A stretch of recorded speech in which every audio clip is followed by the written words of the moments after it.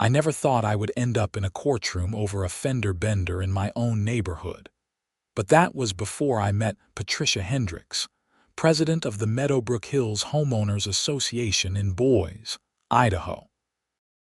It was January 15th, one of those bitter winter mornings where the temperature hovered around 12 degrees and everything outside was coated in a thick layer of ice. I had just finished loading some old furniture into my Ford F-150 to take to the donation center. My name is Ryan Edwards, and I had lived in Meadowbrook Hills for 3 years without much trouble from the HOA, aside from the occasional passive-aggressive note about my garbage cans being visible from the street for more than 2 hours after pickup. But that morning would change everything.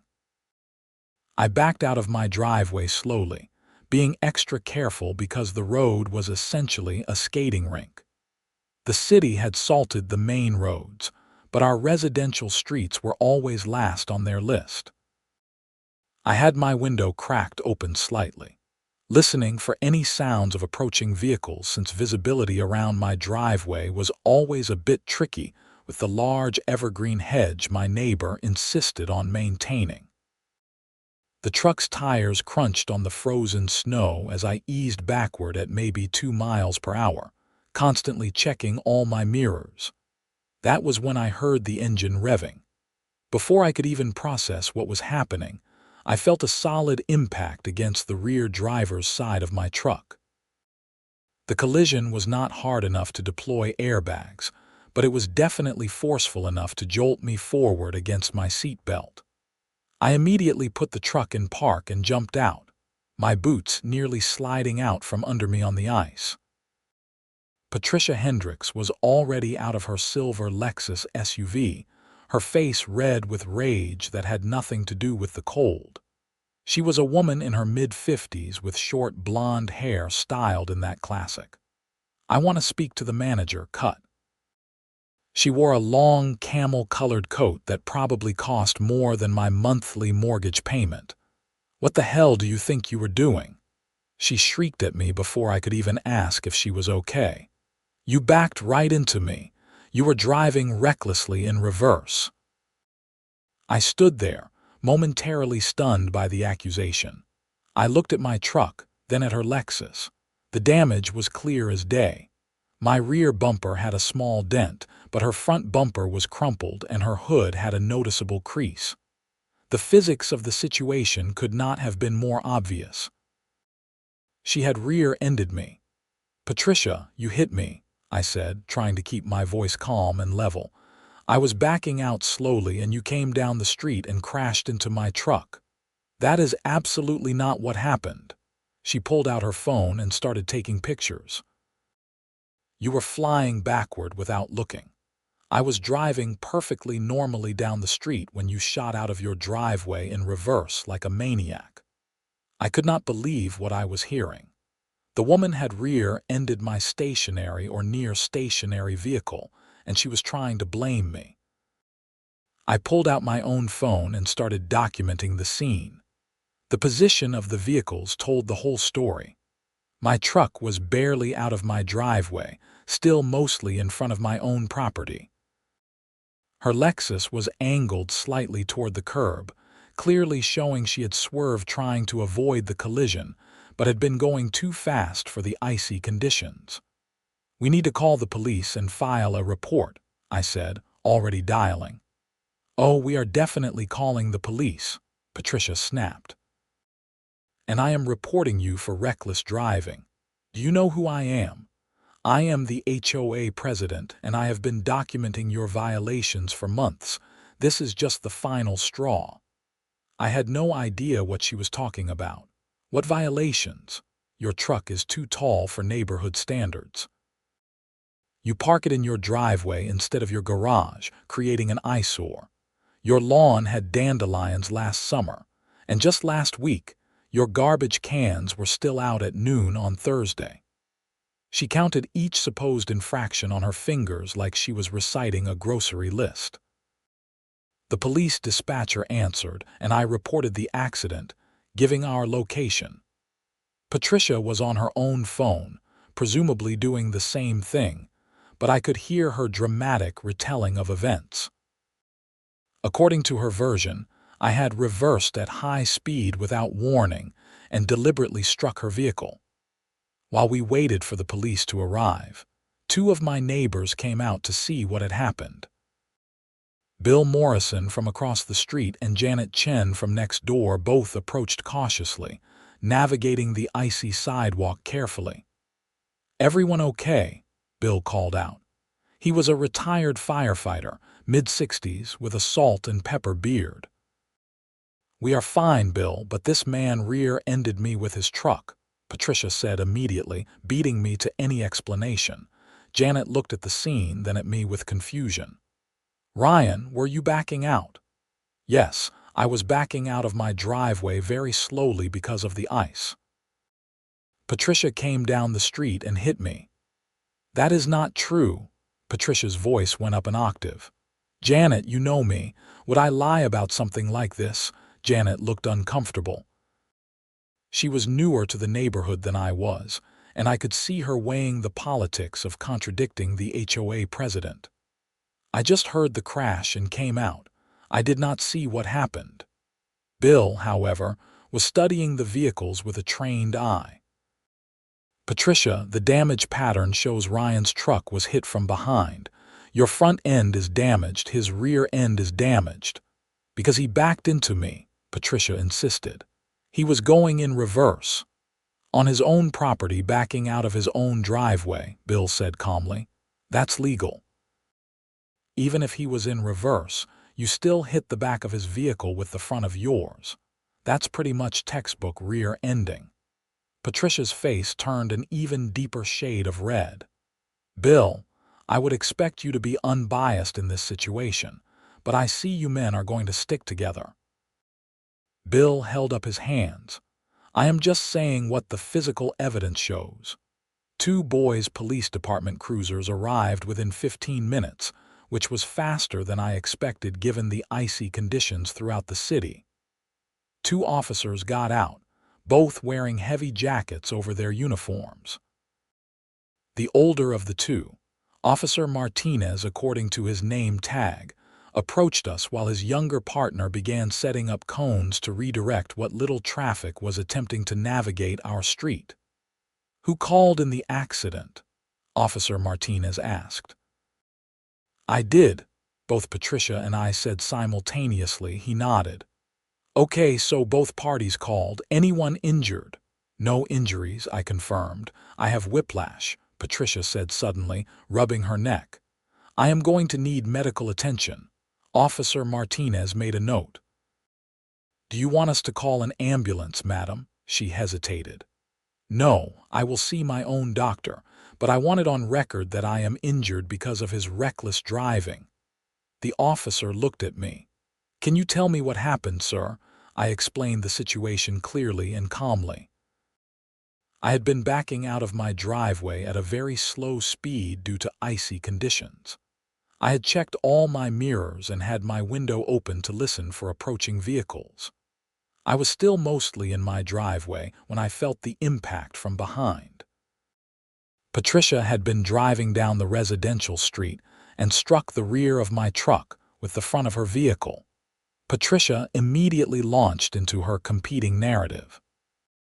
According to her, she had been driving at an appropriate speed down the street when I shot backward out of my driveway without looking, and she could not stop in time due to the ice.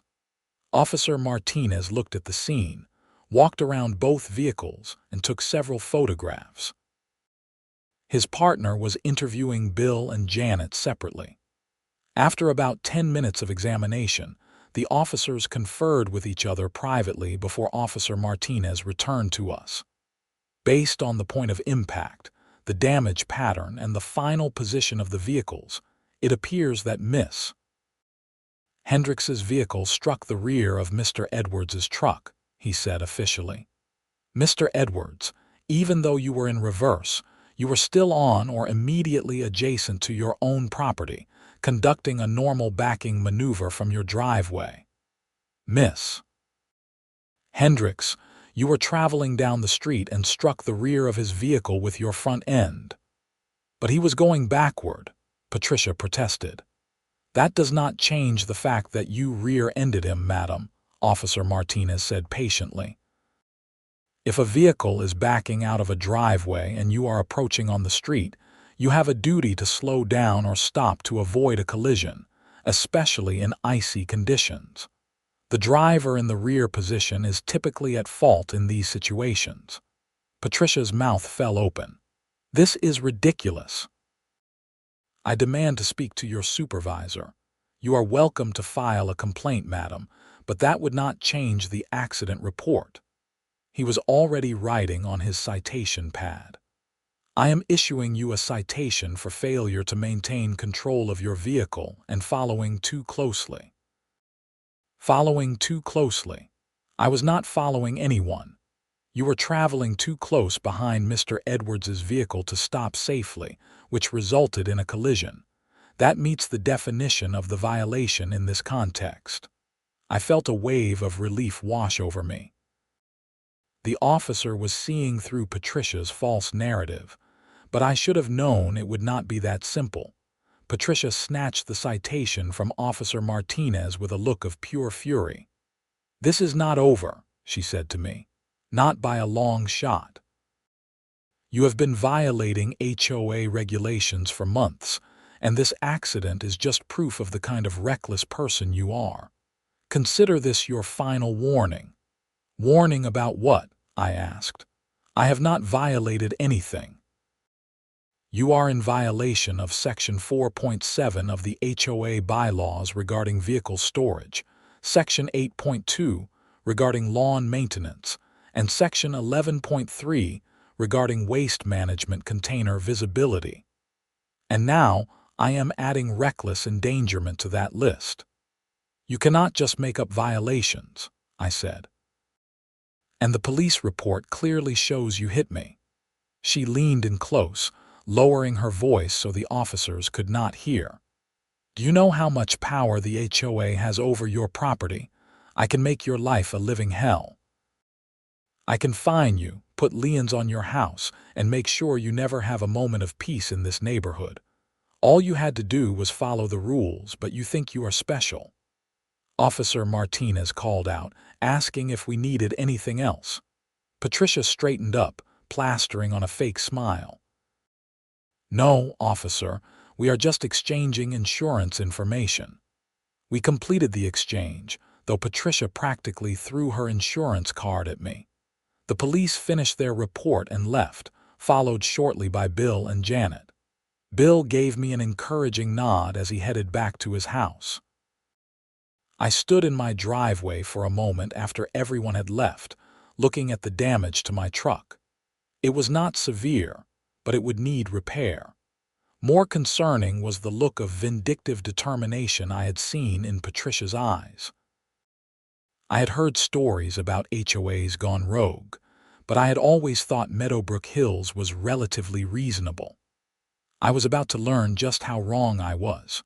3 days after the accident, I received a certified letter from the Meadowbrook Hills HOA. Inside was a formal notice of violation, listing 5 separate infractions. First, unauthorized vehicle storage, claiming my truck exceeded the height limits specified in the CC and Articus. Second, lawn maintenance failure from 7 months prior. Third, improper waste container placement from the previous week. Fourth, and this was new, failure to maintain approved driveway surface conditions, claiming I had not properly de-iced my driveway, which contributed to the recent vehicular incident. And fifth, creating a public nuisance through reckless operation of a motor vehicle within the community. Each violation carried a fine of $250, totaling $1,250. The letter stated I had 10 days to pay or request a hearing with the HOA board. Furthermore, if the fines were not paid within 30 days, the HOA would place a lien on my property. I could not believe what I was reading. I immediately dug out my copy of the HOA CC and Articus, the covenants, conditions, and restrictions that govern the neighborhood. I had read through them when I bought the house, but I had not looked at them in years. After 2 hours of reading through the dense legal language, I confirmed what I suspected. The vehicle height restriction Patricia cited was for vehicles permanently stored in driveways for more than 72 consecutive hours. My truck was parked in my driveway every night, but I drove it daily for work. It was not being stored. The lawn maintenance clause only applied to violations lasting more than 2 weeks, and I had taken care of the dandelions within days of them appearing. The waste container rule said containers must be removed from street view within 24 hours of pickup, and mine had been back in my side yard well within that time frame. As for the de-icing claim, there was no such requirement in the CC and Articus. And the reckless operation charge was completely fabricated, contradicted by the official police report. I called the HOA management company the next morning. A bored-sounding woman named Susan answered and took my information. I received a violation notice that I believe is incorrect, I explained. I would like to dispute these charges. You will need to request a hearing with the board. I can schedule that for you. The next board meeting is February 10th at 7 in the evening. That was almost a month away. Is there anything sooner? These fines are due in 10 days. The fines are suspended pending the hearing outcome if you request a hearing within the deadline, Susan said in a rehearsed tone. Would you like me to schedule you? Yes, please. You will receive a confirmation letter within 5 business days. Is there anything else? Can you tell me who is on the HOA board? She rattled off 5 names. Patricia Hendricks was president. The vice president was Deborah Stanton. The other 3 members were Michael Porter, Christine Walsh, and Thomas Borg. I recognized some of the names from neighborhood gatherings, but I did not know any of them personally. After hanging up, I decided I needed professional help. I had a friend from college, Marcus Webb, who had become a real estate attorney. He practiced in Nampa, just outside Boise. I gave him a call and explained the situation. Man, that sounds like HOA retaliation, Marcus said after listening to my story. The accident happens, the police report says she was at fault, and suddenly you are drowning in violation notices. That's textbook. Can she do this? She can try, but if the violations are bogus, you have grounds to fight them. And if you can prove retaliation, you might have a case for harassment. Do you have the police report yet? I requested a copy. Should have it in a few days. Good, get that and document everything. Every interaction with the HOA, every letter, every email. If she escalates, we want a clear paper trail. Also, start reading up on Idaho HOA law. There are some protections for homeowners, but HOAs do have considerable power if their CC and Articus are well written. That is what worries me. Listen, attend this hearing and present your case clearly. Bring copies of the CC and Articus with your interpretations highlighted. Bring the police report. Be calm and factual. If the board is reasonable, they will drop this. And if they are not reasonable, then we escalate. But let's hope it does not come to that. Over the next 3 weeks, I prepared for the hearing like I was preparing for trial. I made copies of every relevant document. I created a timeline of events. I printed out photographs of my truck showing it was a stock Ford F-150 with no lift kit, well within normal vehicle height ranges. I obtained repair estimates for my truck from 3 different body shops. I got a written statement from Bill Morrison describing what he observed at the accident scene. The police report arrived and was even better than I hoped. Officer Martinez had written a clear, detailed description of the accident scene, explicitly stating that Patricia had rear-ended my truck, and that the icy conditions combined with her speed were the primary factors. He noted that I had been operating my vehicle in a safe and legal manner. There was even a note that Patricia had been argumentative and resistant to accepting responsibility for the collision. I also did something else. I installed a dash cam in my truck, one with front and rear cameras that recorded constantly when the vehicle was running. I had a feeling I would need evidence of any future encounters with Patricia. My instinct proved correct. On February 3rd, exactly 1 week before the scheduled hearing, I was pulling into my driveway after work when I noticed Patricia standing on the sidewalk in front of my house with another woman I did not recognize. They were both staring at my property and taking notes on clipboards. I got out of my truck. "Can I help you ladies with something?" Patricia turned to me with an icy smile. "Just conducting a routine property inspection, Ryan. HOA business. You need to give 24 hours notice before inspecting a property. It is in the CC and Articus, Section 3.9. The other woman, younger than Patricia, maybe in her early 40s with dark hair pulled back in a tight bun, stepped forward. "We are not on your property. We are on the public sidewalk, which we have every right to use. I am Deborah Stanton, HOA Vice President. I know who you are. And I know you are looking for more violations to add to your fabricated list." Deborah's expression hardened. "I would be very careful about accusations like that. Slander can have serious consequences." "Truth is an absolute defense to slander," I replied. I had looked that up the night before. Patricia made a show of writing something on her clipboard. Noted, homeowner displays hostile attitude toward HOA representatives, creates intimidating environment. I almost laughed. "I asked you a simple question. That is not hostile or intimidating." "That is your interpretation," Patricia said.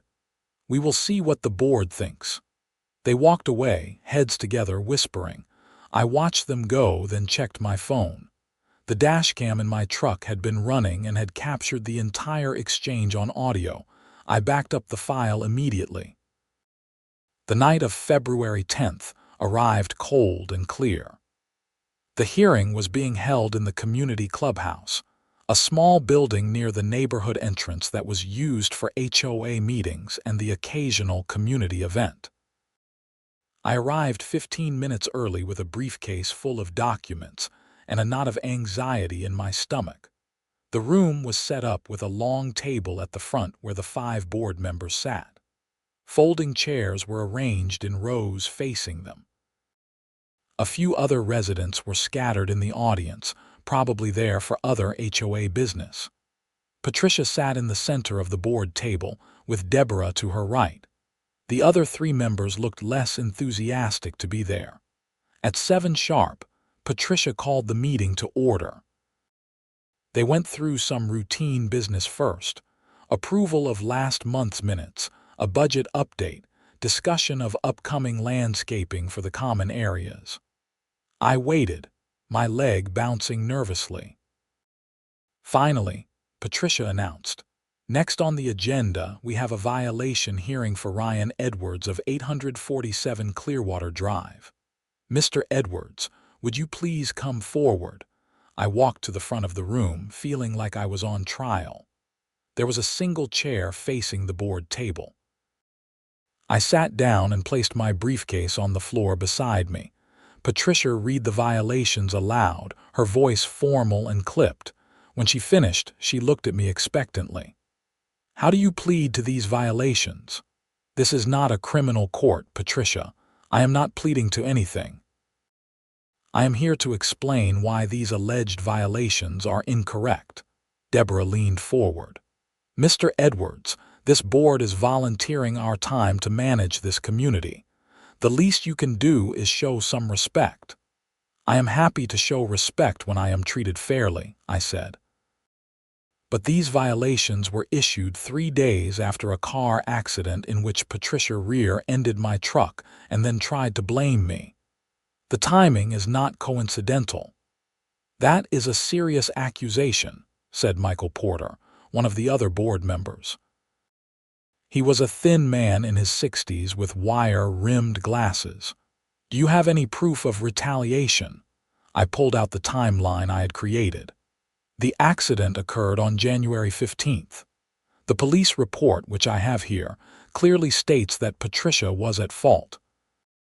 I received the violation notice on January 18th, 3 days later.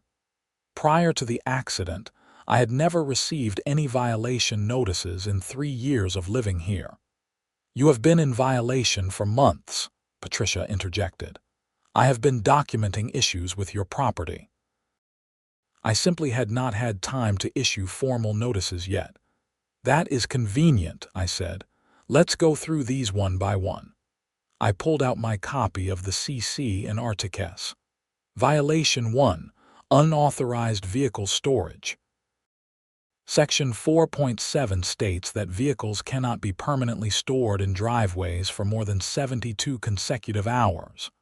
My truck is driven daily for work. It is not being stored, it is being parked. There is a significant legal difference. Your truck is too tall, Patricia said. It creates an eyesore. There is no height restriction in the CC and Articus for vehicles that are actively used. The restriction only applies to recreational vehicles, boats, and trailers, which are specifically listed in Section 4.7. A standard pickup truck is not included. Christine Walsh, a woman in her 50s with graying brown hair, looked at her copy of the CC and Articus. He is right. I am looking at Section 4.7 now. It does not mention standard vehicles. Patricia shot her a look. The spirit of the rule is to maintain aesthetic standards. The spirit does not matter if it is not written in the document, I said. Violation 2. Lawn maintenance. Section 8.2 requires maintenance within 2 weeks of a violation. The dandelions you reference appeared in my lawn in late June. I treated and removed them within 1 week. I have lawn care service records to prove it. I pulled out the receipt from my lawn care company showing service on June 28th of the previous year. Violation 3. Waste container visibility. My garbage cans were returned to my side yard at 9 in the morning on the day in question. Pickup is at 6 in the morning. That is 3 hours, well within the 24-hour window specified in Section 11.3. Thomas Borg, the 5th board member and the youngest at maybe late 30s, raised his hand slightly. Patricia, did you personally observe these violations?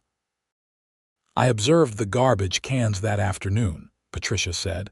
They were still visible from certain angles. But they were in his side yard, Thomas pressed. Technically, yes, but they could still be seen if you walked down the sidewalk on the south side of his property. The rule says visible from the street, I pointed out. My side yard is not visible from the street unless you walk onto the sidewalk on the side of my property, which requires you to be actively looking for the cans. That is not the spirit of the rule. Now you are the one talking about spirit, Patricia snapped. Let him finish, Michael said. What about the other 2 violations? Violation 4. Failure to maintain driveway surface. There is no such requirement in the CC and Articus. I have read the entire document. There is no section about de-icing, snow removal from private property, or any related maintenance. Patricia added this violation to support her false narrative about the accident. It is a safety issue, Patricia argued. Your icy driveway contributed to the accident. The accident occurred in the street, not on my driveway, and the police report states that the primary factor was your speed combined with icy road conditions. Here is the report. I held up the document. It explicitly states that I was operating safely and you were at fault. The board members passed the police report between them, reading it carefully. I could see Patricia's jaw tightening. And the fifth violation, I continued, reckless operation of a motor vehicle. Again, the police report contradicts this. Officer Martinez wrote, and I quote, "Driver 1, that is me, was conducting a normal backing maneuver at low speed. Driver 2, that is Patricia, failed to maintain control and struck Driver 1's vehicle from the rear." He cited Patricia for failure to maintain control, not me. This violation is completely fabricated. The room was silent except for the heating system humming. The three board members who were not Patricia or Deborah looked uncomfortable. Finally, Michael spoke up. "Patricia, I am looking at this police report. It is pretty clear. You were cited, not Mr. Edwards." "The officer was biased," Patricia said. "He did not understand what happened. Or you are not accepting responsibility for causing an accident and are now retaliating against Mr. Edwards," Michael said. The bluntness of his statement surprised me. Patricia's face flushed. "I resent that implication." "It is not an implication, it is an observation based on the evidence," Michael said. "We have a police report contradicting your account. We have CC and R provisions that do not support most of these violations. And we have a timeline showing these violations were issued immediately after an accident where you were at fault. This looks very bad." "I agree," Christine said quietly. "I do not feel comfortable upholding these violations." Deborah finally spoke up. "You are both being manipulated." Ryan has clearly prepared for this hearing, probably with legal help. He is presenting a very one-sided view. "One-sided because it is based on facts and official documents," I said. "If you have contradictory evidence, please present it." She glared at me but said nothing. Thomas looked at his fellow board members. "I move that we dismiss all 5 violations based on insufficient evidence and lack of support in the CC and RTCS." "Second," Christine said immediately. Patricia looked panicked. "We need to table this for more research." "No," Michael said firmly. "Let's vote. All in favor of dismissing the violations." Michael, Christine, and Thomas raised their hands. Patricia and Deborah kept theirs down. "Motion passes 3-2, Michael announced. "Mr. Edwards, your violations are dismissed and no fines will be assessed." I felt relief flood through me. "Thank you." Patricia stood up abruptly. "This meeting is adjourned." She gathered her papers and strode out of the room with Deborah hurrying after her. The 3 remaining board members looked at each other awkwardly. Michael turned to me. "Ryan, I apologize for this situation. Patricia has been difficult lately. She takes the HOA responsibilities very seriously, sometimes too seriously." "I appreciate you all reviewing the evidence fairly," I said. "Watch yourself," Christine warned. "Patricia does not handle being contradicted well. She might try something else. I will be careful." I left the clubhouse feeling vindicated but wary. Christine's warning echoed in my mind. This was not over, she was right. 2 weeks later, I received another certified letter. This time it was not from the HOA as a whole, but from Patricia personally, acting as HOA president. The letter informed me that she was conducting a comprehensive review of my property for compliance with all community standards. She would be performing a detailed inspection on February 28th and would be accompanied by qualified experts to assess various aspects of my property. I called Marcus immediately. "Can she do that?" I asked. "Depends on what the CC and RTCS say about inspections." "Read me the relevant section." I found section 3.9 and read it aloud. It stated that the HOA board could conduct reasonable inspections of properties with 24 hours written notice, but that inspections must be limited to visible exterior areas and could not include entry into the home without permission. Okay, so she can inspect the exterior of your property, Marcus said. But she has to give you 24 hours notice, which she did, and she cannot enter your home or any enclosed structures without your permission. My advice: be present during the inspection. Document everything. Record it if you can, and do not let her bait you into an argument. What is she looking for? Anything she can use against you. She is angry that the board overruled her. She is trying to find something, anything, to prove she was right about you. February 28th was a Saturday. I made sure to be home and ready. At 10 in the morning, Patricia arrived with 3 people. Deborah was there, of course. The other 2 were men I did not recognize. One carried a clipboard and a camera. The other had what looked like surveying equipment. I met them at my front walkway. "Good morning, Mr. Edwards," Patricia said curtly. "We are here to conduct the scheduled inspection. This is Robert Finch, a property assessment consultant, and David Monroe, a licensed surveyor. We will be examining your property for compliance with community standards." "I understand." "I will be observing the inspection." "That is not necessary. It is my property. I am staying." Patricia's lips thinned, but she did not argue. "Fine." For the next 2 hours they examined every inch of my property's exterior. Robert took dozens of photographs of my house, my truck, my lawn, my fence, my mailbox, my garage door. David set up his surveying equipment and began taking measurements of my property boundaries and structures. I followed them quietly, recording everything on my phone. Patricia kept making comments to Robert that were clearly meant for me to hear. "Note the truck again. I am certain it violates aesthetic standards. The paint on the front door is not the approved color. It is too dark. The lawn has thin patches, poor maintenance. The mailbox post is leaning slightly. Safety hazard." After they finished the exterior, Patricia approached my front door. "We need to inspect the garage. The CC and Articus say you can only inspect visible exterior areas without permission. The garage interior is not a visible exterior area. We need to verify that you are not running a business out of your garage, which would violate commercial activity restrictions." "I am not running a business. You do not have permission to enter." Robert, the assessment consultant, spoke up for the first time. "Madam, if he is not giving permission, we cannot enter enclosed structures. That is standard protocol." Patricia looked furious but moved on. "Fine. We have everything we need anyway." They left shortly after. I immediately backed up the video recording to my computer and cloud storage. 3 days later, another certified letter arrived.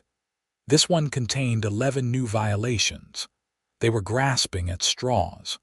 Unapproved front door color, even though my door was dark green, a standard color in the neighborhood. Mailbox structural instability, for a mailbox that had a slight lean due to frost heave, something that affected half the mailboxes in the neighborhood every winter. Vehicle aesthetic violation, trying again with my truck. Lawn density below standards for some thin patches of grass that were completely normal for Idaho winters. The list went on. Each violation carried a $250 fine. The total was $2,750. This time I did not even try to handle it myself. I forwarded everything to Marcus. He called me back within an hour. "Ryan, this is harassment, clear-cut harassment. She is abusing her position to target you personally.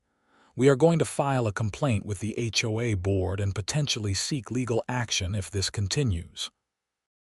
Marcus drafted a detailed letter to the HOA board, with copies to all 5 members. The letter outlined the pattern of harassment, the bogus violations, and the retaliation following a car accident where Patricia was at fault. He demanded that the new violations be dismissed immediately, and that Patricia recuse herself from any further HOA matters involving my property. He also put the board on notice that continued harassment could result in legal action for abuse of process and intentional infliction of emotional distress. The response came not from Patricia, but from Michael Porter. He called me directly. "Ryan, I got the letter from your attorney. I want you to know that Christine, Thomas, and I are very concerned about what is happening. We are calling an emergency board meeting to address this situation." "I appreciate that, Michael. This has gotten out of hand. I know. Between you and me, Patricia has been a problem for a while. She takes everything personally, and she has a vindictive streak. We have been trying to work with her, but this situation with you is beyond the pale. We are going to take action." The emergency board meeting was held on March 7th. This time, Marcus came with me. The atmosphere in the clubhouse was tense. Patricia and Deborah sat on one side of the table, looking defensive. Michael, Christine, and Thomas sat on the other side, looking determined. Michael called the meeting to order. "We are here to discuss the ongoing situation between HOA President Patricia Hendricks and homeowner Ryan Edwards. Patricia, we have received multiple complaints about your conduct, and we have reviewed the violations you have issued to Mr. Edwards. We have serious concerns." "I am doing my job," Patricia said coldly, "enforcing the CC and Articus that this community agreed to follow. You are selectively enforcing rules against one homeowner in a pattern that suggests retaliation," Christine said. "I drove through the neighborhood yesterday. I counted 14 mailboxes with similar or worse lien than Ryan's. I counted 7 vehicles similar in size to his truck parked in driveways. I counted dozens of properties with thin winter grass. Yet he is the only one receiving violation notices for these things." "I am working my way through the neighborhood," Patricia argued. "In the 3 months since the accident, you have issued violation notices to exactly one homeowner, Ryan Edwards," Thomas said. "You have issued 0 violations to anyone else. That is not working your way through the neighborhood." "That is targeting," Deborah spoke up. "Patricia has been dealing with an uncooperative homeowner who caused an accident and then refused to take responsibility." Marcus set a copy of the police report on the table. "The official police report states clearly that Miss Hendricks rear-ended my client's vehicle and was cited for failure to maintain control. Your characterization is factually incorrect and potentially defamatory." "That report is wrong," Patricia insisted. "You can believe that if you want," Marcus said, "but it is the official record. And the pattern of behavior since that accident constitutes harassment and abuse of process. My client has complied with all legitimate HOA rules. These frivolous violations are causing him financial stress, emotional distress, and damage to his reputation in the community." Michael looked at Patricia directly. "I am going to be blunt. Your conduct is exposing the HOA to legal liability. If Mr. Edwards sues, and he would have grounds to sue, the HOA's insurance might not cover it because you are acting outside the scope of your authority. That means the HOA and potentially the board members individually could be financially liable." That got everyone's attention. Deborah looked nervous for the first time. "We need to resolve this before it goes any further," Christine said. "I move that we dismiss all pending violations against Ryan Edwards and issue a formal apology for the improper enforcement actions." "Second," Thomas said immediately. "We also need to address Patricia's role," Michael added. "I am concerned about her ability to continue as president given this situation." Patricia stood up suddenly, her chair scraping loudly against the floor. "You cannot remove me. I was elected by the community." "We can hold a vote of no confidence," Michael said, "or you can resign voluntarily." I am not resigning. I have done nothing wrong. Then we will vote, Michael said. But first, let's vote on dismissing the violations. All in favor, Michael, Christine, and Thomas raised their hands. Motion passes. Ryan, all pending violations are dismissed and you owe no fines. Thank you, I said. Now, Michael continued, I move that we hold a vote of no confidence in Patricia Hendricks as HOA president based on abuse of authority, selective enforcement, harassment of a homeowner, and exposure of the HOA to legal liability. Second, Christine said. Patricia's face was bright red. This is a witch hunt. You are all turning on me because of this man's lies and manipulation. Patricia, you rear-ended his truck and then spent 3 months trying to punish him for it, Thomas said. This is not complicated. All in favor of the vote of no confidence? Michael asked. 3 hands went up. Patricia and Deborah sat with their arms crossed. The vote of no confidence passes. Patricia, you are removed as HOA president effective immediately. Per our bylaws, the vice president assumes the role until the next election. Patricia grabbed her belongings and stormed toward the door. Before leaving, she turned back to me. You have not won. I still live in this neighborhood. I will make sure everyone knows what kind of person you really are. Is that a threat? Marcus asked. Because if you continue to harass my client, we will seek a restraining order and pursue legal action for defamation and intentional infliction of emotional distress. She left without responding, slamming the door behind her. Deborah looked at the remaining board members. I assume you want my resignation as well. That is your choice, Michael said. But you need to decide if you are going to continue Patricia's vendetta or if you are going to work with this board constructively. She stood up. I resign. I do not want to be part of a board that caves to legal threats. After she left, the 3 remaining board members looked exhausted. I am sorry it came to that, Michael said to me, but it had to be done.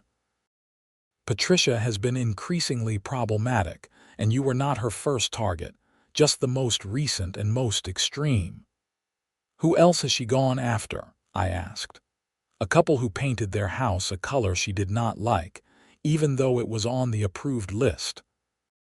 A single dad whose teenage son's car was not in perfect condition. An elderly woman whose lawn care was not up to Patricia's standards, because the woman could not physically do the work herself anymore, Christine said. We managed to resolve those situations quietly, but we should have dealt with Patricia then. I am sorry we let it get this far with you. I appreciate you all doing the right thing, I said. Marcus and I left the meeting feeling cautiously optimistic. The HOA situation seemed resolved. But Patricia's parting words nagged at me. Over the next week, I learned what she meant. Patricia began a whisper campaign in the neighborhood. She told anyone who would listen that I had caused the accident with my reckless driving, that I was a troublemaker who had gotten the board to unfairly remove her, that I was a threat to property values and neighborhood safety. Some neighbors clearly did not believe her. Bill Morrison actually came over to apologize for what I was dealing with. Janet Chen, who had been hesitant to contradict Patricia at first, brought me homemade cookies and said she was sorry for not speaking up sooner.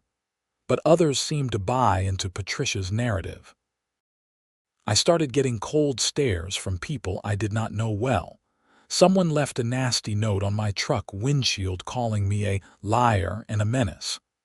Another note appeared in my mailbox saying I should move out before I destroyed the neighborhood. I documented everything and forwarded it to Marcus.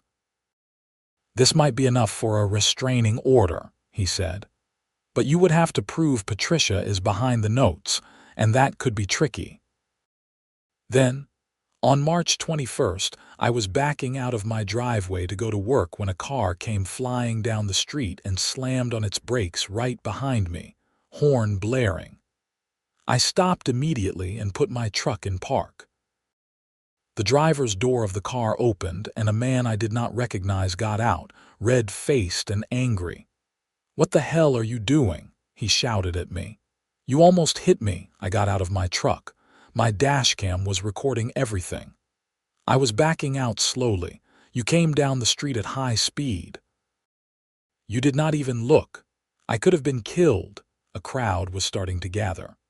I saw Patricia emerge from her house 3 doors down, a satisfied look on her face. "Sir, I was going maybe 2 miles per hour. You had plenty of time to stop or go around me." "Why were you going so fast in a residential area?" "I was not going fast. You are a reckless driver. I have heard all about you." And there it was. "Who told you about me?" He hesitated, realizing he had said too much. "That does not matter. You need to learn how to drive safely."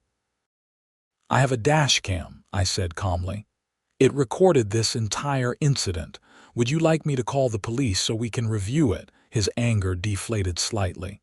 "There was no accident, just watch where you are going." He got back in his car and drove off. I looked at Patricia. She was no longer looking satisfied. She had retreated back toward her front door. I called Marcus from my truck. "She is putting people up to this. She is manufacturing incidents to make me look like a dangerous driver." "Can you prove it?" "I have it on camera." The guy admitted he had heard about me, and Patricia was watching the whole thing from her house. "That is not quite proof she orchestrated it, but it is getting close. If this happens again, call the police immediately and get an official report. We need documentation." It happened again 3 days later. This time a woman I had never met accidentally walked behind my truck while I was backing out, then screamed like I had almost hit her even though I was still completely stationary. Again, Patricia was conveniently watching from her yard. Again, my dashcam captured everything, showing I had stopped the moment I saw the woman and was nowhere close to hitting her. This time I did call the police. Officer Martinez responded, and I was grateful to see a familiar face. "Mr. Edwards," he said. "Another incident." I showed him the dashcam footage. "This is the second staged incident in 3 days. The woman walked behind my truck deliberately and then claimed I almost hit her. My neighbor Patricia Hendricks, who I had that accident with in January, has been watching both times." He reviewed the footage carefully. "Do you still have the footage from the other incident?" "Yes, I have everything saved. Send me copies of both. This looks like harassment. You know the woman who walked behind your truck? Never seen her before in my life." He walked over to where a small group of neighbors had gathered, including Patricia. I saw him speaking to several people, taking notes. The woman who had been behind my truck was gone. Officer Martinez came back to me. "No one admits to knowing who that woman was. Miss Hendricks claims she just happened to be outside and heard the commotion. But this pattern is concerning. I am going to write up a report, and I strongly suggest you talk to your attorney about getting a restraining order." "I will, thank you, officer." After he left, I sent the dashcam footage to Marcus along with a detailed email about both incidents. His response came within an hour. "That's enough. We're filing for a restraining order first thing Monday morning." Monday morning, March 27th, Marcus filed a petition for a civil harassment restraining order against Patricia Hendricks. The petition outlined the entire history: the accident, the bogus HOA violations, the removal as HOA president, the whisper campaign, and the 2 staged incidents involving third parties. We attached the police reports, the dashcam footage, the violation notices, and statements from Bill Morrison and Michael Porter confirming Patricia's pattern of behavior. The court granted a temporary restraining order and set a hearing for April 14th to determine if it should be made permanent. A process server delivered the order to Patricia on March 29th. She responded by filing a counter-petition, claiming that I was the one harassing her. She alleged that I had caused the original accident, that I had defamed her to the HOA board, resulting in her removal as president, and that I was conducting a campaign to damage her reputation in the neighborhood. Her petition was almost entirely fabricated. The hearing arrived faster than I expected. Marcus and I sat on one side of the courtroom. Patricia sat on the other side with an attorney she had hired, a stern-looking man in an expensive suit named Gregory Walsh. The judge, a woman in her early 60s named Judge Carolyn Foster, reviewed both petitions before the hearing began. When she called the case, she looked at both parties seriously.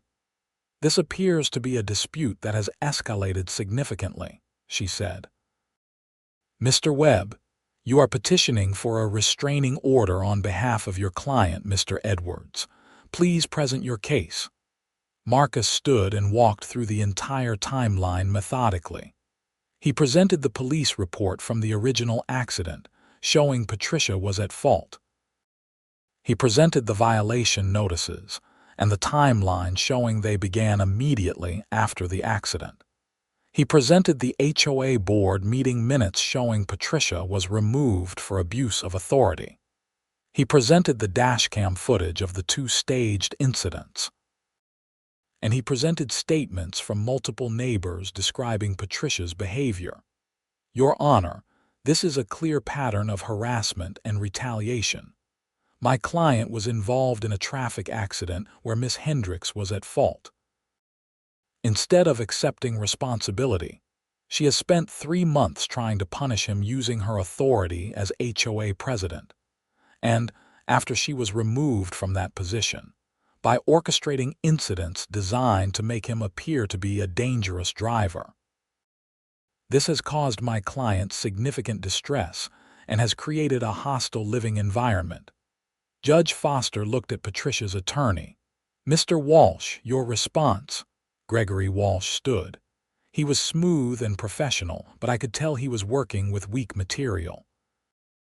"Your Honor, my client denies any wrongdoing. The HOA violations were legitimate enforcement of community rules. My client's removal as HOA president was politically motivated by a board faction that disagreed with her strict interpretation of the bylaws. As for the alleged staged incidents, there is no proof that my client had anything to do with them. She happened to be outside her home on both occasions, but that is not evidence of orchestration." "What about the accident?" Judge Foster asked. "The police report clearly indicates your client was at fault. My client disputes the police officer's conclusions. She believes Mr. Edwards was driving recklessly, and the officer made an incorrect determination. So your client's position is that the police officer was wrong, the HOA board was wrong, and all of these neighbors who have provided statements are wrong." The judge's skepticism was evident. My client has a different perspective on these events. Judge Foster turned to Patricia. "Miss Hendricks, do you have anything you would like to say?" Patricia stood up. "Your Honor, I have been a dedicated member of my community for 15 years. I have volunteered countless hours to keep our neighborhood beautiful and safe. Mr. Edwards moved in 3 years ago and has been a problem from the start. He does not respect the rules. He drives recklessly, and when I tried to hold him accountable, he turned the other board members against me and got me removed. Now, he is using the legal system to continue his campaign of harassment against me." "You have any evidence to support your claims?" Judge Foster asked. "I have photographs of his violations. I have my own documentation of events. I have reviewed your documentation. Most of it appears to be photographs of a truck parked in a driveway and some minor lawn issues. That is not evidence of harassment or reckless behavior." Patricia's confidence wavered. "He almost hit people twice in 1 week. That is dangerous." The dashcam footage shows Mr. Edwards's truck completely stopped in both incidents, Judge Foster said. It does not show dangerous driving. What it does potentially show is people deliberately creating the appearance of near misses. I had nothing to do with that, perhaps not directly. But the pattern here is concerning, Miss Hendricks. You were involved in an accident where you were at fault. You then issued a series of questionable violations against Mr. Edwards. When that did not work, and you were removed from your HOA position, these incidents began happening. You were present or nearby for both. At a minimum, it appears you have been spreading negative information about Mr. Edwards in the neighborhood, which could have motivated others to act. Gregory Walsh stood up again. Your Honor, my client exercising her First Amendment right to discuss her concerns about a neighbor is not grounds for a restraining order. There is a line between expressing concerns and conducting a defamatory campaign that creates a hostile environment, Judge Foster responded. Based on the evidence presented, I am granting the restraining order. Miss Hendricks, you are prohibited from contacting Mr. Edwards directly or indirectly. You are to stay at least 100 yards away from him, except when such contact is unavoidable due to living in the same neighborhood. In those cases, you are to have no interaction with him. You are prohibited from posting about him on social media or discussing him with other neighbors. And you are prohibited from filing any further HOA violations against his property unless there is a clear, documented violation witnessed by multiple board members. This order will remain in effect for 3 years. Do you understand? Patricia looked like she had been slapped. This is not fair. You are taking away my freedom of speech. I am preventing you from harassing your neighbor. There is a significant difference. If you violate this order, you will be held in contempt of court, which can result in fines and jail time. Do you understand? Yes, Patricia said through gritted teeth. Court is adjourned. As we left the courtroom, I felt a weight lift off my shoulders. Marcus clapped me on the back. That went about as well as it could have. Do you think she will actually follow the order? She better. Judge Foster does not mess around with contempt. If Patricia violates that order, she will face serious consequences. Life in the neighborhood gradually returned to normal over the next few months. Patricia kept to herself, avoiding me completely. The new HOA board, with Deborah gone and Michael as the new president, was reasonable and fair. They even apologized formally in the neighborhood newsletter for the overzealous enforcement actions of the previous administration, though they did not name Patricia specifically. My truck was repaired using Patricia's insurance, though her insurance company tried to deny the claim at first. Marcus sent them the police report and a letter threatening bad faith litigation, and they paid out within a week. I thought the story was over. But then, on July 9th, almost 6 months after the original accident, I received a call from Officer Martinez. Mr. Edwards, I need to talk to you about Patricia Hendricks. Are you available to come down to the station? My heart sank. What happened? I would rather discuss it in person. Can you come in this afternoon? I agreed and drove to the boys' police department headquarters downtown. Officer Martinez met me in the lobby and led me to a small conference room. Is Patricia okay? I asked, despite everything feeling a twinge of concern. She is in custody, Officer Martinez said. She was arrested this morning for insurance fraud and filing a false police report. I stared at him. What?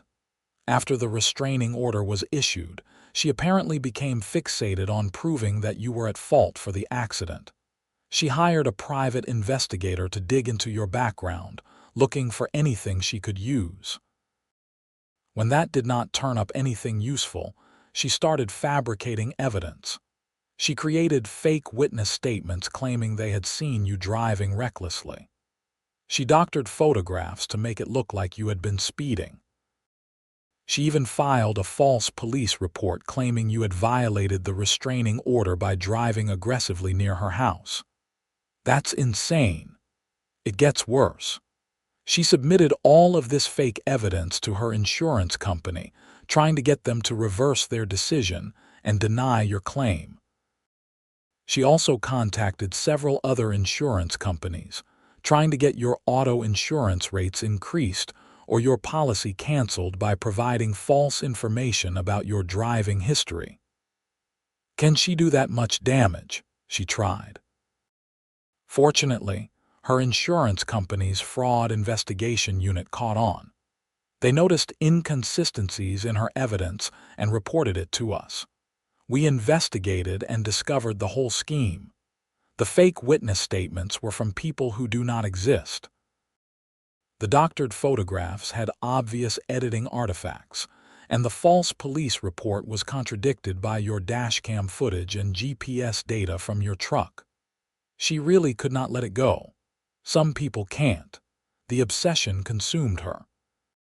She is being charged with insurance fraud, filing false police reports, and attempted fraud. She is looking at serious jail time if convicted. What do you need from me? We need you to testify about the harassment pattern and provide copies of any documentation you have. Your attorney already gave us a lot of it, but we want to make sure we have everything. I provided everything I had, all the emails, letters, photographs, dashcam footage, and recorded interactions. The district attorney built a comprehensive case.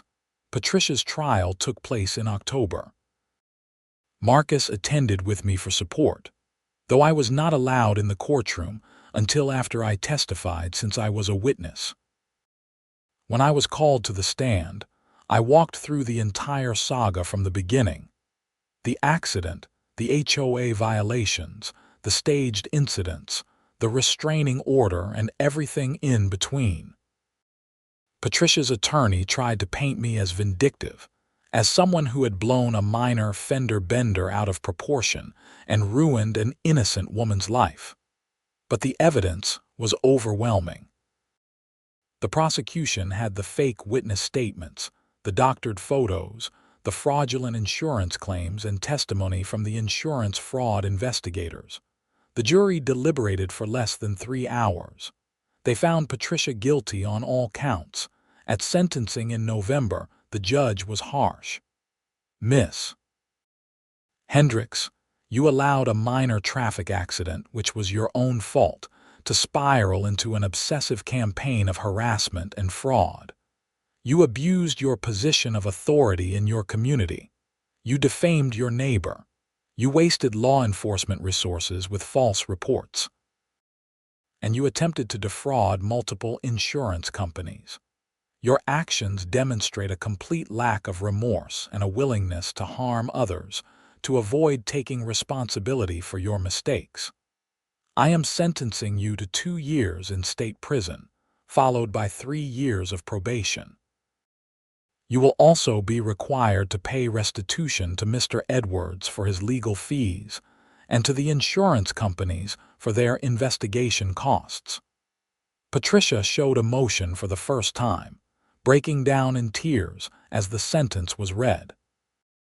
Her attorney immediately filed a notice of appeal, but Marcus told me it was unlikely to succeed given the strength of the evidence. As I left the courthouse that day, I felt a strange mix of relief and sadness. Relief that the nightmare was finally, truly over. Sadness that it had gone so far, that Patricia had destroyed her own life over something so trivial. If she had just accepted responsibility for rear-ending my truck on that icy January morning, none of this would have happened. But pride and obsession had led her down a path that ended with a prison sentence. The neighborhood slowly healed. The HOA under Michael's leadership was efficient and fair. People stopped talking about the drama. Patricia's house was eventually sold, the proceeds going toward her restitution payments and legal fees. I never did learn the full reason for Patricia's fixation on me. Maybe she had always been that way, and I was just the unlucky target. Maybe something else was going on in her life that made her lash out. In the end, it did not matter. What mattered was that justice had been served and I could live in peace in my own home. On a cold morning in January, almost exactly 1 year after the accident, I was backing out of my driveway to go to work. The roads were icy again, salt trucks running their routes. I backed out slowly, carefully, checking all my mirrors. A car approached on the street and slowed down, waving me out. I waved back in thanks and pulled onto the road. It was such a normal, mundane interaction. The way it should have been from the beginning. The way it would be from now on. I drove to work thinking about how a single moment, a single rear-end collision on an icy road, had spiraled into months of conflict, legal battles, and ultimately a criminal conviction. It was a reminder of how important it is to take responsibility for our actions, to let go of pride and accept when we are wrong. Patricia had chosen a different path, and it had cost her everything. As for me, I continued living in my house on Clearwater Drive. I parked my truck in my driveway every night. I kept my lawn maintained and my garbage cans properly stored. I attended the occasional HOA meeting when something important was being discussed. I was just another resident of Meadowbrook Hills, living a quiet, normal life. And every time I backed out of my driveway, I was grateful for the dashcam that had captured the truth, for the neighbors who had spoken up, for the board members who had done the right thing, and for a legal system that ultimately held people accountable for their actions. The whole experience had been exhausting and frustrating, but it had also restored my faith that truth and justice could prevail, even against someone determined to twist reality to fit their narrative.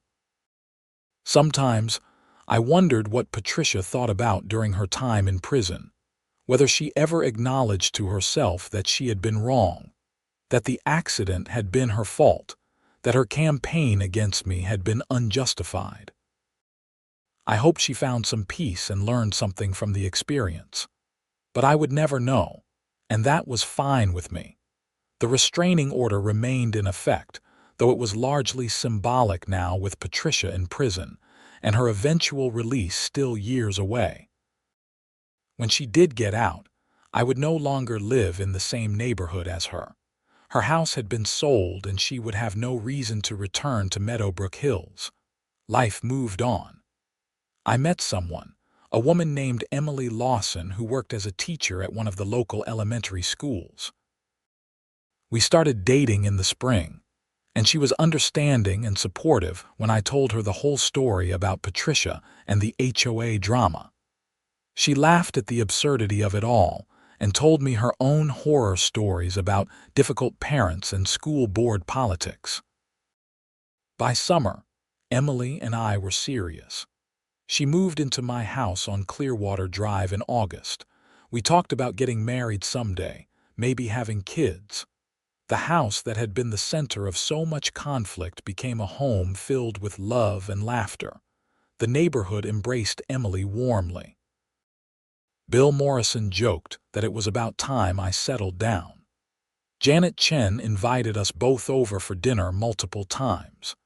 Even Michael from the HOA board congratulated me and said he was happy to see me moving forward with my life after everything that had happened. One evening in September, Emily and I were sitting on the back porch, watching the sunset paint the Idaho sky in shades of orange and pink. She leaned against me and said, "You know, I am glad all that crazy stuff happened before we met. I get to enjoy the peaceful version of life here." I laughed. "Trust me, I am glad too. I do not ever want to go through anything like that again. Do you think about her, Patricia?" "Sometimes. Mostly I just feel sorry for her. She had a nice life, a position of respect in the community, and she threw it all away because she could not admit she made a mistake. That is the part I cannot understand. It was just a car accident. They happen every day. Pride is a powerful thing. And once she started down that path, every step made it harder to turn back. The HOA violations, the staged incidents, the fraud, it all built on itself. She probably felt like she was too far in to admit she had been wrong from the beginning. Still, 2 years in prison. That is a high price to pay for not saying sorry. It is. But that is what happens when you double down on a lie and keep making it worse. The cover-up becomes worse than the crime. We sat in comfortable silence for a while, watching the sky darken. Somewhere in the neighborhood, children were playing, their laughter carrying on the evening air. A dog barked. A car drove by slowly. Normal sounds of suburban life. "I am happy here," Emily said. "I am happy with you." "I am happy too," and I was. The entire ordeal with Patricia had been a nightmare, but it had taught me valuable lessons about standing up for yourself, documenting everything, and not backing down in the face of bullying and harassment. It had also taught me about community, about how important it is to have neighbors and friends who will support you and speak the truth. The HOA, under proper leadership, was actually a good thing for the neighborhood. Michael and the board focused on genuine community improvement rather than petty enforcement. They organized neighborhood events, maintained the common areas beautifully, and addressed real issues promptly and fairly. It was what an HOA should be, a way for neighbors to work together for everyone's benefit, not a tool for one person to exert control and punish people they did not like. In December, I received a letter from the Department of Corrections. Patricia was up for early release consideration, and I had the right to submit a statement to the parole board. I thought about it for several days. Part of me wanted to write a lengthy statement opposing her release, detailing everything she had put me through. But another part of me just wanted to be done with it all. In the end, I wrote a brief statement.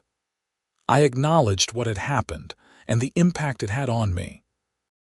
But I also said that I believed in redemption and second chances, that I hoped Patricia had used her time in prison to reflect and grow, and that I would not oppose her release as long as she continued to stay away from me and my property, per the restraining order. I wished her well in rebuilding her life. Marcus reviewed my statement before I submitted it and nodded approvingly. "That is classy. You are taking the high road. I do not want to be the kind of person who holds a grudge forever. She has paid her debt to society, or she will have by the time she is released. What she does after that is up to her." Patricia was granted early release in March, having served about 16 months of her 2-year sentence. I received a notification that she had been released and had moved to Twin Falls, about 2 hours south of Boise. She would not be returning to our neighborhood.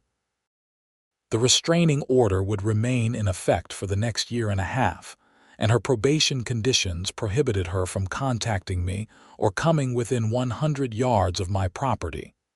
I felt nothing when I received the notification. No anger, no fear, no satisfaction, just a sense of closure. That chapter of my life was finally, completely closed. Emily and I got engaged in April. We planned a small wedding for the fall, right there in Meadowbrook Hills. We would get married in the community park, the same common area that Patricia had once obsessed over maintaining to her exact standards. There was something poetic about that, about taking a space that had been part of so much conflict and filling it with joy and celebration. Bill Morrison agreed to officiate since he was licensed as a wedding officiant. Janet Chen helped Emily plan the details. Michael and his wife offered to host the reception in their backyard. The neighborhood that had been divided by Patricia's vendetta came together to celebrate new beginnings.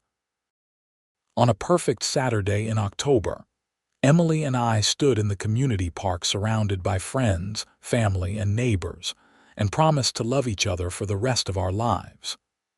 The sun was shining, the trees were ablaze with fall colors, and everything was exactly as it should be.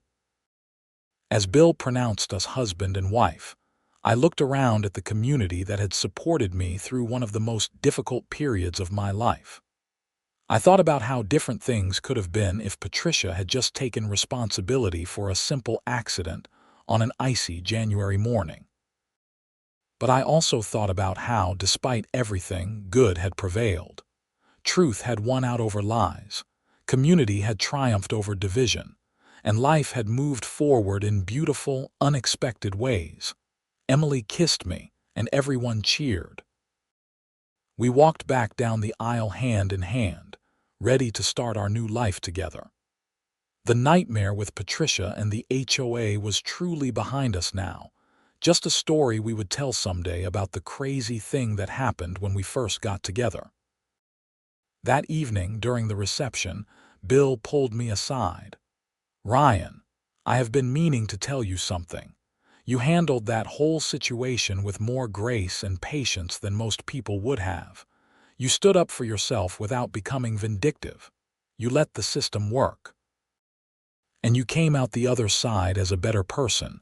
I am proud to know you. Thank you, Bill. I could not have done it without support from neighbors like you." That is what community is supposed to be about, having each other's backs. Patricia forgot that. She thought being HOA president made her a dictator rather than a servant, but you reminded us all what it means to be good neighbors. As the party continued into the evening, I realized that Bill was right. The whole ordeal had not just been about one difficult person causing problems. It had been about how a community responds to conflict, how neighbors choose to treat each other, and how important it is to stand up for what is right even when it is difficult. Patricia had tried to use the HOA as a weapon, but in the end, the system had worked the way it was supposed to. The board had checked her power, the legal system had held her accountable, and the community had come together to support justice and fairness. I never heard from or about Patricia again after her release. She rebuilt her life somewhere else, away from Meadowbrook Hills and away from me. I genuinely hoped she had learned from her mistakes and found some peace. But whether she had or not, it was no longer my concern. Emily and I built a wonderful life in our house on Clearwater Drive. We eventually had 2 kids, a boy and a girl, who grew up playing in the streets of Meadowbrook Hills with the neighborhood children. We became active in the community, volunteering for HOA projects and neighborhood events. I even served on the HOA board for a few years, working to make sure the organization remained fair and reasonable. Sometimes, on cold January mornings when the roads were icy, I would back out of my driveway extra carefully, remembering that day years ago when a simple fender bender changed my life. But mostly, I just lived, grateful for my family, my home, my community, and the lessons I had learned about truth, justice, and the importance of taking responsibility for our actions. The story of Patricia Hendricks and the HOA drama became neighborhood legend, a cautionary tale told to new residents about what happens when power goes to someone's head and when people refuse to admit their mistakes. But for me, it was more than just a story. It was a reminder that even in the darkest situations, standing up for what is right and letting truth prevail will ultimately lead to justice. And that was worth every difficult moment, every legal battle, every ounce of stress and frustration. Because in the end, I had not just defended my property rights or won a legal case. I had defended the principle that people should be held accountable for their actions, that truth matters more than convenience, and that communities are strongest when they stand up for fairness and justice. As I watched my children play in the same streets where all that drama had unfolded, I smiled. They would grow up in a neighborhood where the HOA worked properly, where neighbors treated each other with respect, and where conflicts were resolved fairly rather than through bullying and harassment. That was Patricia's unintended legacy. By being such a terrible example of leadership, she had taught the entire community what not to do and had inspired us all to be better neighbors. The ice on the road that January morning had been treacherous and dangerous, causing a collision that set off months of conflict. But we had all learned to navigate more carefully, to drive with more caution, and to treat each other with more respect. And in the end, that made Meadowbrook Hills a better place to live. The story was over. The chapter was closed. Life went on as it always does, moving forward into new adventures and new challenges. But the lessons remained, carved into memory like tracks in ice, permanent reminders of what happens when we choose pride over truth, and what happens when we choose to stand up for what is right no matter how difficult the path may be.